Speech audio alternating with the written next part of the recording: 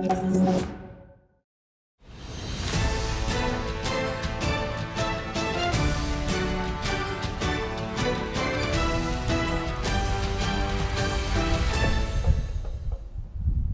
and welcome, I'm Thomas Porteous and you're watching Primetime Asia on NewsX World. Let's take a look at some of the top headlines this hour. Thailand's leader says the country will continue military operations along its disputed border with Cambodia, hours after US President Donald Trump said he had brokered a ceasefire. Thailand's caretaker Prime Minister says there is no ceasefire as fighter jets strike targets and both Bangkok and Phnom Penh make no mention of any agreement. Cambodia's Prime Minister says he welcomes a Malaysian-led proposal for a ceasefire, with ASEAN calling on both sides to halt military actions. Thailand says it will cooperate with ASEAN observers, but insists any ceasefire must follow talks as fighting continues along the border. Thailand and Cambodia exchange heavy weapons fire across multiple provinces in some of the worst violence in years, according to officials. Thai authorities say Cambodian fire forces retaliation, while Cambodia accuses Thai forces of striking bridges, buildings, and firing from naval vessels. Devastating floods and landslides in Indonesia kill more than 1,000 people, with the worst damage in Sumatra, rescuers say. Authorities report 1,003 dead and over 200 missing as emergency teams struggle to reach affected areas. A storm sweeps across the Gaza Strip, killing at least 14 people and injuring others, according to Gaza's Interior Ministry. Officials say strong winds, heavy rain and collapsing structures hit families already displaced by Israel's assault. The Philippine Coast Guard says 3 Filipino fishermen are wounded and 2 boats damaged after Chinese Coast Guard ships fire water cannons at a disputed South China Sea shoal. Officials say multiple Filipino vessels are blocked and anchor lines cut near the Sabina Shoal, putting crews at risk. Iranian authorities detain 18 crew members of a foreign tanker seized in the Gulf of Oman, saying it carries 6 million litres of smuggled fuel. State media reports the detained include the captain with crew members from India, Sri Lanka and Bangladesh.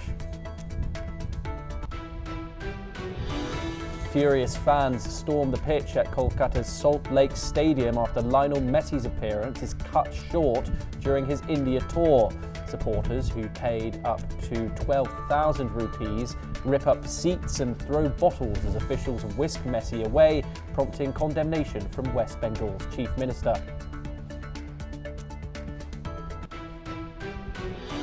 We start with the top story coming out of the region, and tensions have escalated along the Thailand-Cambodia border after Thailand rejected claims of a new ceasefire announced by US President Donald Trump.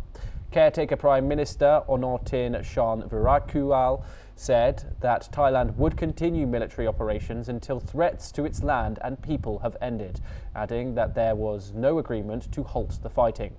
His comments came hours after Thai fighter jets struck targets near the disputed border. Trump said he had spoken with both Onortin and Cambodian Prime Minister Hun Manet, claiming that they agreed to ease all the shooting. However, neither leader have confirmed such a deal that the US president announced, and Bangkok insisted the clashes were ongoing. Cambodia said it supported a Malaysian-brokered proposal to halt hostilities, however, with ASEAN planning to deploy observers and the United States offering satellite monitoring. Fighting has continued across multiple border provinces, with civilians injured and hundreds of thousands displaced on both sides. Joining us now is Andrew K.P. Leung. He's an independent China strategist and he joins us live from Hong Kong to discuss this developing story. Andrew, thank you very much for joining us here on NewsX World. It's a pleasure to have you. Donald Trump has announced a ceasefire proposal that was supposed to set in yesterday at midnight. If President Donald Trump announced this ceasefire and neither Thailand nor Cambodia publicly confirmed it, does this expose the US limits of crisis diplomacy? Well, President Trump has a record of boasting his ability to end wars, typified by his um, um, uh, indication when he took the White House again that it's going to end the Ukraine war in one day. But now look what's happened over Ukraine. So this again, the hollowness of his statement that he ended the border between the war between Cambodia and Thailand is another example. Now, the ongoing war, I think, is driven by um, nearly centuries of animosity between these two nations. Of course, there is the territorial dispute is always very sensitive issue between sovereign countries. Just witness what happened over the border between China and India. But then the border between Cambodia and Thailand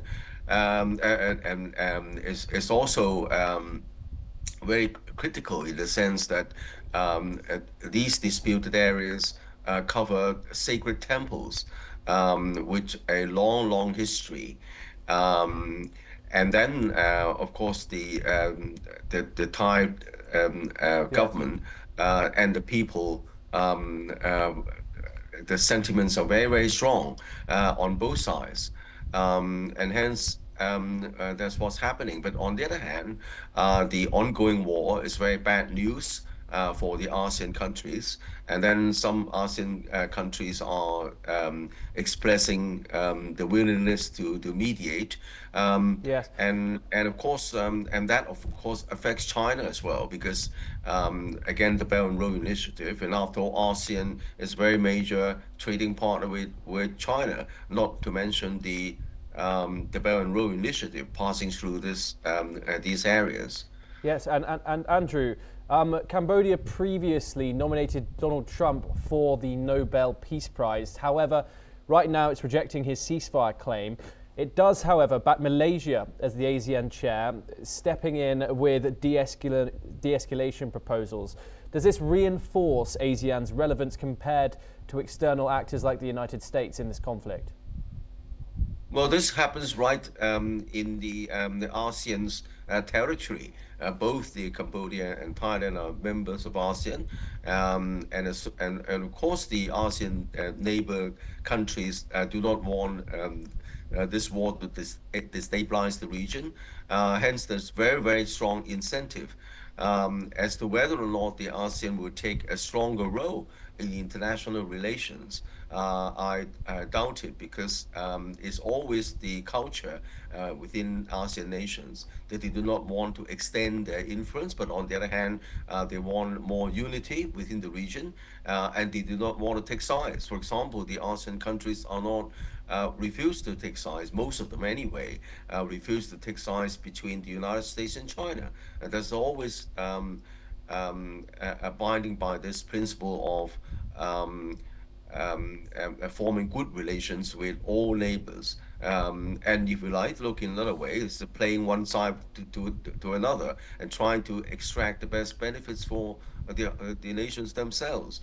Yes. I don't think the ASEAN countries have any ambition to extend their influence internationally. But then within the region is the solidarity between the ASEAN nations and the economic cooperation, and hence the formation of the ASEAN. And of course, the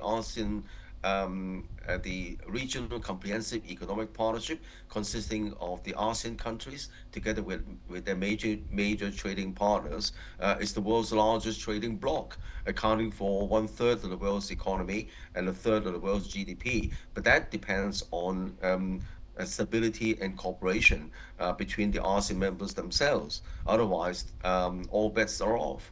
Okay, Andrew, do stay with us as we have an Asia-related development coming out of the United States next, where US lawmaker John Mulnar, the chair of the US House of Representatives Bipartisan Select Committee, which focuses on China, has asked Commerce Secretary Howard Lutnick to explain the details of President Donald Trump's decision to allow NVIDIA to sell its H200 chips to China.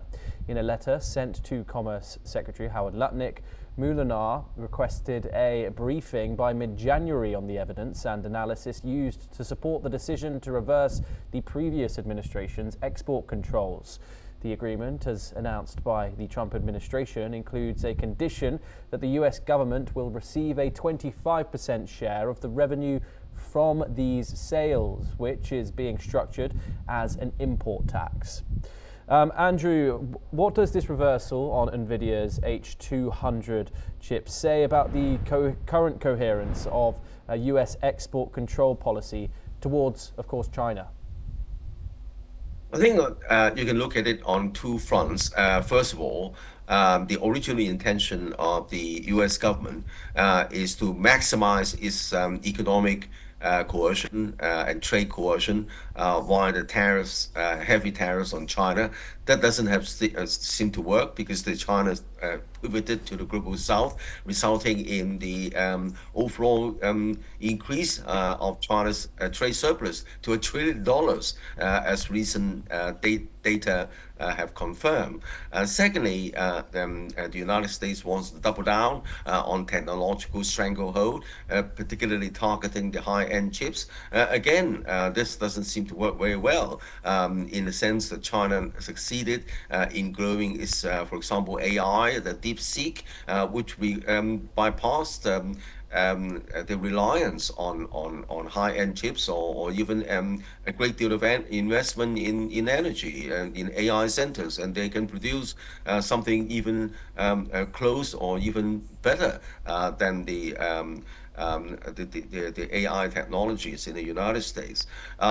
So I think that and also meanwhile, the American economy is suffering from this disruption in the global supply and value chain. Above all, NVIDIA, of course, is the largest and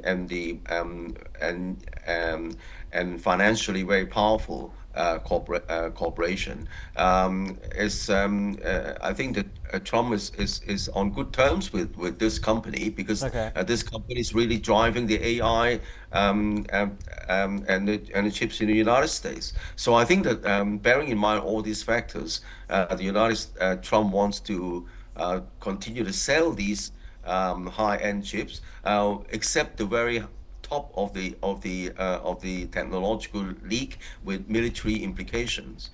So that's what has happened.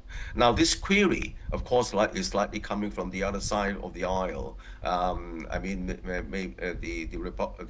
Democrats Party, of course, is challenging Trump's decision because under Biden's administration is 360 degrees tightening of this technology. Hence the questioning of Trump's motives or even the rationale. I think is a kind of political move just across the aisle. Yes, and of course, Andrew, is Moulinar's intervention here driven by genuine security concerns, logic of these Biden area semiconductor restrictions, which were originally put on, of course, in the last administration, or by these domestic political pressure to appear tough on China? Yeah, naturally. And of course, it is a pushback against President Trump's success or otherwise of his anti-China strategy, because I think across the aisle there is a common consensus that China is becoming an existential threat to American dominance. So both sides of the aisle are playing up this China card, and any weakness on one side can be exploited by the other side. Okay, Andrew, thank you very much for joining us. It's always a pleasure to have you on NewsX World. Thank you for taking the time. We now move on over to Nepal now, where thousands of people have rallied in support today for the party of its ousted Prime Minister, KP Sharma Oli. This is the largest gathering that Nepal has seen in the last 3 months since the Gen Z protests, which forced a sitting Prime Minister out of office and caused the parliament to dissolve. According to police officials, close to 70,000 people attended the rally in the Bhaktapur area near the capital city of Kathmandu. The gathering was to launch a 3-day convention of the Communist Party of Nepal. Back in September this year, the Gen Z protests and the subsequent unrest that followed reportedly killed 77 people and wounded more than 2,000.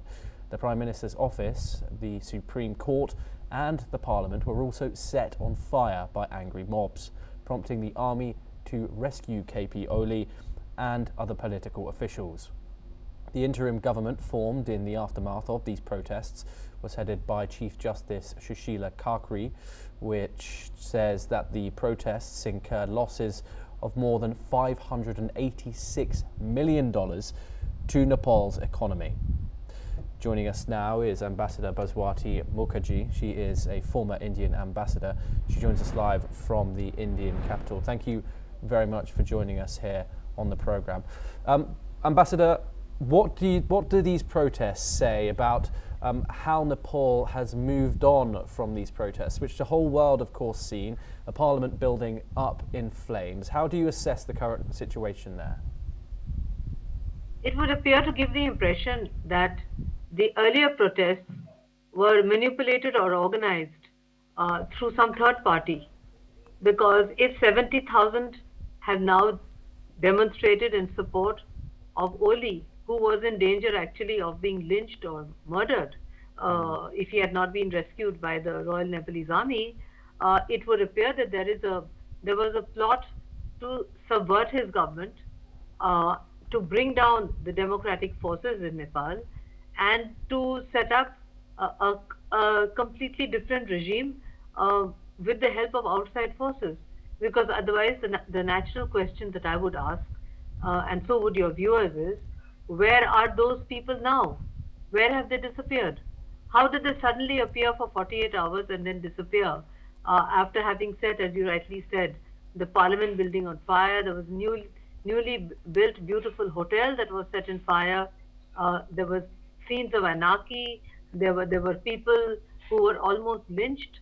There were those who were rescued and had to stay in hiding for a few days, etc. So altogether, there are many questions which arise, but it also shows that the former Prime Minister Oli does have a popular mass base, which is now asserting itself, and it would now appear to me that within a few months they should organize free and fair elections in Nepal, and as in a democracy, ascertain the mood of the people and have an elected Prime Minister, hopefully with a strong majority, so that the game of thrones that was being played earlier, with one Prime Minister staying for a few months and then being ousted by another, coalitions shifting and drifting, and the Nepalese people feeling that no progress was being made, that also needs to be addressed, because that is one of the grievances which, apart from the shutting down of social media, that was one of the grievances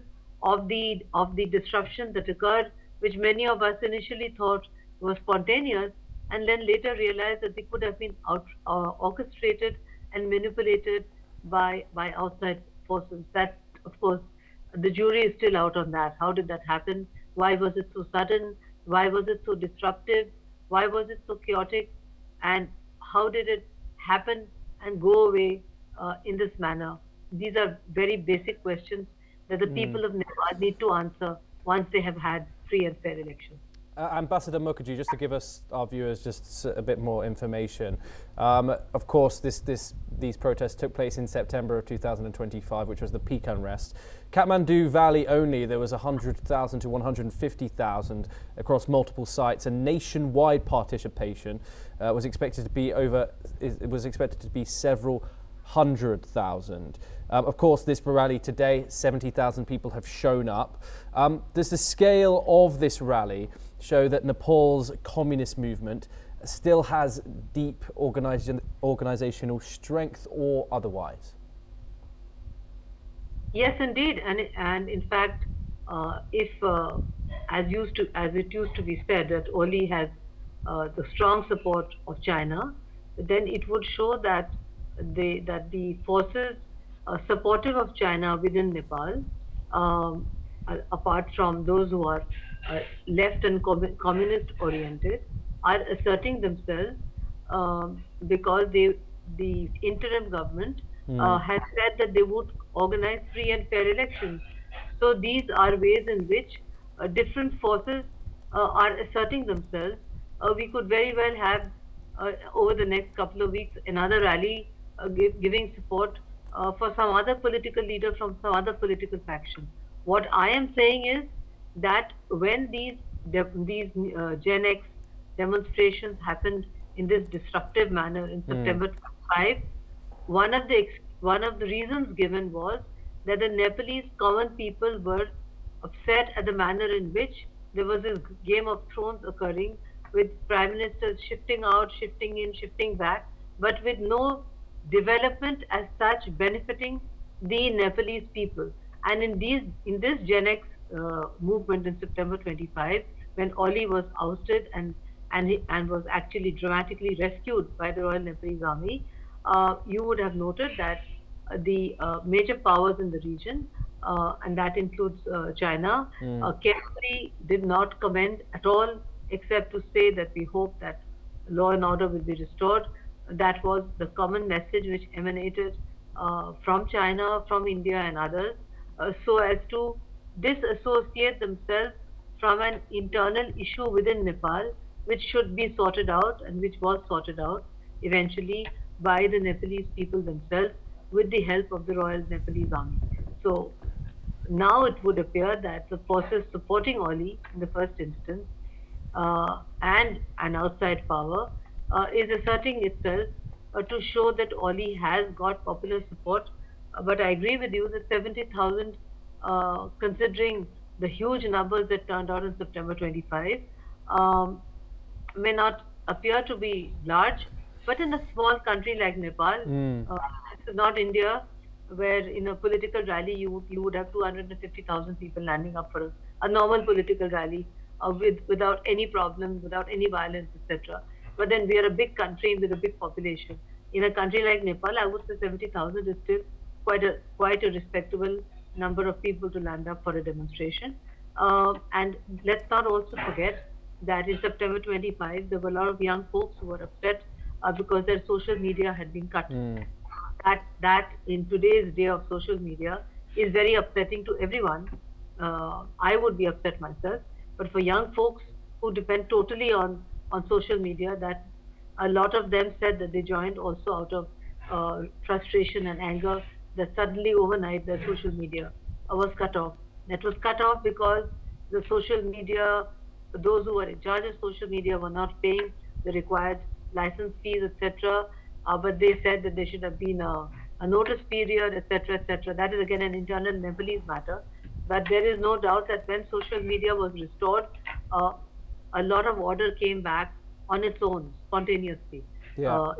If you would recall, if you had followed, as I did during that period, when social media was restored, things came back to normal quite rapidly. Uh, so some part of those demonstrations must have been spontaneous anger at the disruption to their social media accounts. Yeah, Ambassador Mukherjee, of course, Sushila Karki, the interim Prime Minister, is saying that she won't run again. And leading up to that March the 5th, 2026 polling day, 70,000 people on the streets certainly isn't something to turn one's nose up at. At its core, is Nepal facing a crisis of leadership or a crisis of governance itself? Well, when the current interim regime took over, as you said, they were very clear that they were only there to organize free and fair elections and then move out. It took a lot of persuasion actually to persuade her to take on this post. Clearly, there must be a crisis of credible leadership because there was an absence of a clear majority for any one particular party, which led to this game of shifting alliances, etc., which in the long term is not good for the Nepalese economy or its politics because they need a stable government to bring in the reform required to move it towards a more developed country status. A lot of Nepalese young folks resent the fact that they are forced at an early age to look for jobs, either in India, we have a large number of Nepalese citizens here, or outside India, in the Gulf states, etc., so that they can send remittances home so that their families can survive. That they feel is not fair, and that they would like to be able to get jobs which are lucrative enough for them to enjoy their family life in their own country. That is one of their main grievances, and any government coming in should address that, because the young folks say that they spend a majority of their life outside Nepal, saving money, sending remittances, and only come back when they are too old to work outside. And at that time, they say they are too old to enjoy what their own country can give them. So this is something which any future Nepalese government needs to look at, because it is a popular grievance of the people. They need a stable government, and they also need to be stable enough to attract FDI flows from their two big, very big neighboring countries, India and China. The aid would be more easily forthcoming, although both give, India gives a huge amount of foreign aid to Nepal. It would be more forthcoming if there was a feeling of reassurance that there is a stable government which will last its full term, and which will use that aid for the betterment of the people of Nepal. For instance, the previous government stopped Yes. the recruitment of Gurkhas into the Indian army. Now, that was not a popular move, because it's a time-honored relationship going back to colonial times, the Gurkha regiment and the Gurkhas in the Indian army. So, and they used to earn well and send remittances home. And after a certain period of time, they got a pension and they would go back and live in Nepal. That was stopped by the previous government. These are all issues which need to be looked at. Yes. Anew. That's what I feel. Yes, Ambassador Baswati Mukherjee, thank you very much for joining us here on NewsX World. It's always a pleasure to talk to you here on the programme. We now move over to the west of Asia, and Iranian authorities have seized a foreign tanker carrying over 6 million litres of smuggled fuel in the Sea of Oman. Chief Justice Mojtaba Ghorkimani of Hormozgan province has confirmed the vessel was intercepted and had 18 crew members from India, Sri Lanka and Bangladesh, all of whom have been detained. Ghorkimani added that the ship lacked any documentation for its cargo or voyage and had disabled its navigation and position systems. Let's take a listen into the statements. نشان دهنده موقعیت کشتی رو خاموش کرده بوده و به فرمان مأمورین جهت توقف هم توجهی نکرده. پرونده تشکیل شده، دستور تخلیه محموله صادر شده و Iran, who is known for having some of the world's lowest fuel prices, has been cracking down on fuel smuggling, both overland to neighbouring countries and by sea to Gulf Arab states. Authorities have not yet released details on potential legal proceedings against the tanker or its crew. We move next to India, and angry fans attending Lionel Messi's tour of India ripped up seats and threw items towards the pitch after his appearance at Kolkata's Salt Lake Stadium. Thousands of adoring supporters who have paid up to $133 to catch a glimpse of the football star, but were left disappointed when he emerged to walk around the pitch and was obscured by a large group of officials and celebrities. West Bengal's Chief Minister Mamata Banerjee said he was deeply disturbed and shocked by the events. Messi is in India for his what they're calling a GOAT tour, a series of promotional events in Kolkata, Hyderabad, Mumbai and New Delhi. The 2022 World Cup winner had been expected to play a short exhibition game at the stadium. Here's how some fans have expressed their disappointment. We couldn't even see him, we couldn't even get a glimpse of him. So why, was this scripted? I don't know. Why weren't the police taking action? I don't know anything. Everyone was furious. Everyone was very furious. It was a total scam. We want our money back, to be honest. And Mr. Shatadru Datta, who's the main person behind this event, he did a good job. But unfortunately, the management was so bad. It is a black day for Kolkata. एकदम घटिया event 10 minute के लिए आया, सारे नेता मंत्री corporate officer सब उनको घेर लिए, कुछ नहीं देख पाए, ना एक किक आउट करवाया, ना एक पेनल्टी लिया, कुछ नहीं किया। शाहरुख खान को भी लाना का बोला था, कुछ नहीं लाया, 10 मिनट के लिए आया, चला गया, पूरा फ्रॉड करके चला गया। इतना लोगों का पैसा, इमोशन, टाइम सब बर्बाद, कुछ नहीं देख पाए, कुछ नहीं देख पाए। नहीं किया जा रहा है मेसी को, क्योंकि इतना भीड़ है उसके आसपास में। हम लोग सोचे थे कि एक बार बॉल टच करेगा या फिर कुछ फ्री किक भी होगा या फिर पेनल्टी भी शूट आउट होगा दोनों तरफ, कुछ नहीं, बस आया, देखा और चला गया। हम लोग स्पॉट ही नहीं कर पाए सही से, 10 मिनट भी नहीं था सही से। बाहर सब लोग देख रहे हैं, मतलब अंदर से हम लोग कुछ नहीं देख पा रहे।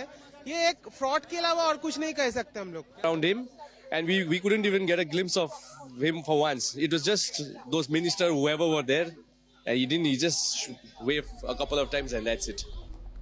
Well, that's all that we have time for this hour. Keep watching NewsX World for more international updates.